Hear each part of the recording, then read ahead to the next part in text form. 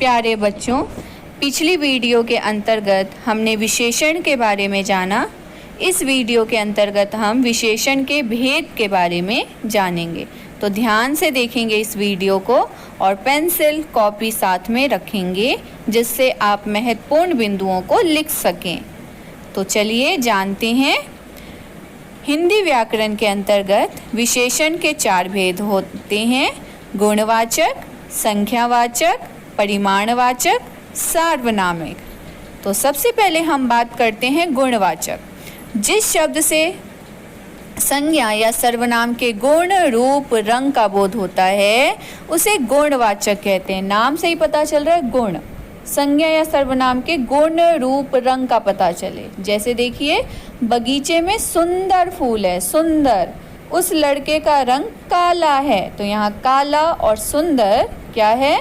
गुणवाचक विशेषण है। यहाँ देखिए, काली बिल्ली, विशाल हाथी, छोटा बच्चा, बुद्धिमान बालक, सुंदर लड़की, बड़ा घर, ये सभी गुणवाचक विशेषण हैं।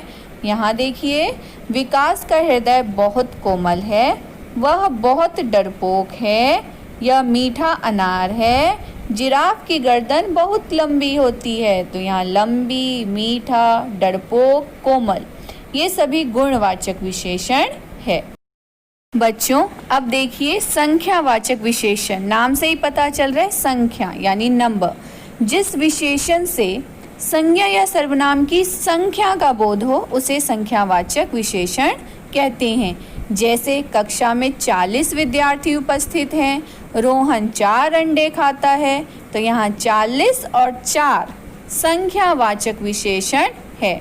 तो याद रखेंगे, संज्ञा या सर्वनाम की संख्या का बोध होता है उसे संख्यावाचक विशेषण कहते हैं। अब संख्यावाचक विशेषण के भी बच्चों 2 प्रकार हैं: निश्चित संख्यावाचक और अनिश्चित संख्यावाचक। निश्चित संख्यावाचक में बच्चों निश्चित फिक्स्ड नंबर होते हैं, जैसे 1, 5, 7, 12। और अनिश्चित में फिक्स्ड नहीं होते, जैसे कई, अनेक, सब, बहुत, फिक्स्ड नहीं है कि कितना है। ठीक है, देखिए यहाँ पर उदाहरण, मैं रोज़ 4 केले खाता हूँ, जयपुर नगर में 4000 बस हैं, मीना ने मुझे कुछ फल खाने को दिए, अमित के पास 3 पेन हैं। तो 3, कुछ, 4, ये सभी संख्यावाचक विशेषण है। समझ में आई बात? आगे देखिए, परिमाण बोधक, जिसे हम परिमाणवाचक भी कहते हैं।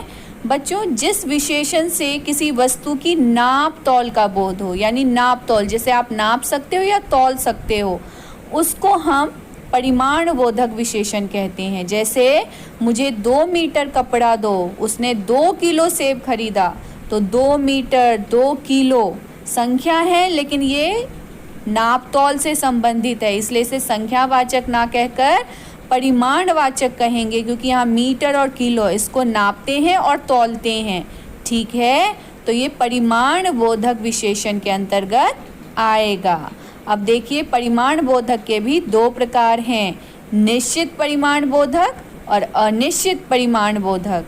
निश्चित परिमाण में जैसे 2 सेर गेहूँ, 5 मीटर कपड़ा, 1 लीटर दूध, 2 किलो सेब, ये निश्चित परिमाण बोधक हो गया। और अनिश्चित में फिक्स्ड नहीं है, थोड़ा पानी, कुछ परिश्रम, अधिक काम, तो ये निश्चित और अनिश्चित हो गए। ठीक है, गाड़ी को रोज 5 लीटर पेट्रोल की ज़रूरत पड़ती है, हमें स्वस्थ रहने के लिए रोज कम से कम 8 लीटर पानी पीना चाहिए, कुंभ के मेले में बहुत लोग आते हैं, मुझे अपनी ज़िंदगी में ढेर सारा पैसा कमाना है। तो यहाँ 5 लीटर, 8 लीटर, बहुत लोग, ढेर सारा, ये सब क्या है बच्चों? ये सब परिमाण बोधक विशेषण है। तो आप याद रखेंगे, परिमाण बोधक के अंतर्गत नाप तौल करते हैं। नापने का काम हम मीटर में करते हैं, सेंटीमीटर में करते हैं, और तौलने का काम हम किलोग्राम, लीटर, इन सब में करते हैं। तो याद रखेंगे। ठीक है, अब आगे देखिए, सार्वनामिक विशेषण। जब कोई सर्वनाम शब्द संज्ञा शब्द से पहले आए तथा वह विशेषण शब्द की तरह संज्ञा की विशेषता बताए, उसे सार्वनामिक कहते हैं। बच्चों, नाम से ही पता है, सार्वनामिक यानी सर्वनाम शब्द, यानी कि वो शब्द संज्ञा से पहले आता है और विशेषण की तरह प्रयोग होता है। देखिए, जैसे वह आदमी व्यवहार से कुशल है, तो यहाँ आदमी संज्ञा है, इससे पहले आया है वह, तो यह वह जो है आदमी की विशेषता बता रहा है, इसलिए ये सार्वनामिक विशेषण हो गया। दूसरा देखिए, कौन छात्र मेरा काम करेगा।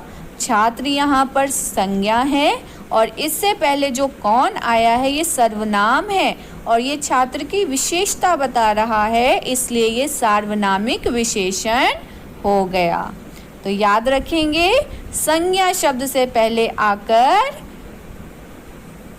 संज्ञा की विशेषता बताती है, वो सर्वनाम सार्वनामिक विशेषण बन जाता है। ठीक है, आगे देखिए, एक बार रिवीजन कर लेते हैं दोबारा से।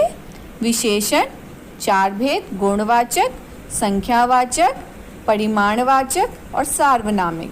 गुणवाचक रूप, रंग, आकार, दोष, इन सब की विशेषता। गुण संख्या नंबर, परिमाण नापतोल, सार्वनामिक सर्वनाम शब्द जो संज्ञा से पहले आकर संज्ञा की विशेषता बताती है। धन्यवाद।